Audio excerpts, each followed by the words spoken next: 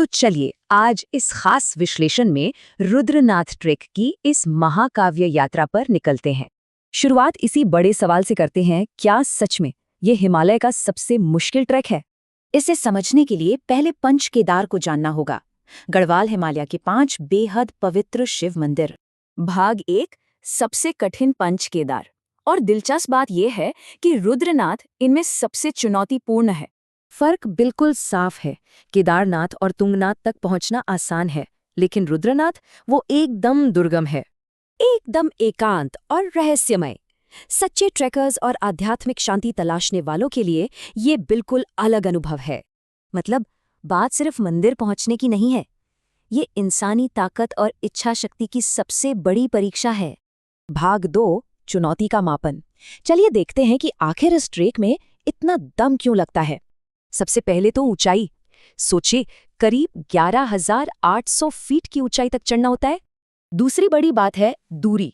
सगर गांव से एक तरफ का सफर ही 22 किलोमीटर लंबा है। या फिर पूरी यात्रा को देखें तो कुल मिलाकर करीब 30 किलोमीटर का सफर तय करना पड़ता है। और ये कोई आसान काम नहीं है। ये पूरी दूरी सिर्फ 3 दिनों के अंदर नापनी होती है।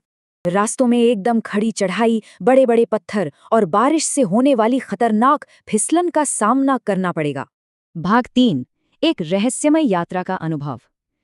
इस भयंकर शारीरिक कष्ट का इनाम भी बहुत ही अद्भुत है।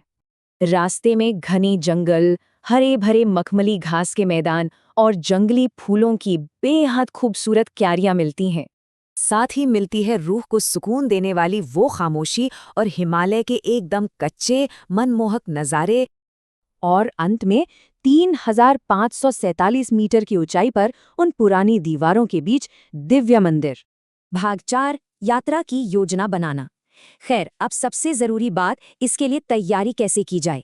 अगर समय की बात करें तो मई से जून या फिर सितंबर से अक्टूबर का वक्त सबसे बेहतरीन है।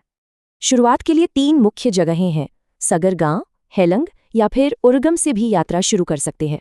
लेकिन याद रहे, ये ट्रैक बहुत मुश्किल है, इसलिए शारीरिक फिटनेस और मजबूत सहनशक्ति होना बिल्कुल अनिवार्य है। तो अब बस एक ही सवाल बचता है, सबसे कठिन पंच केदार को जीतने की ताकत किस में है?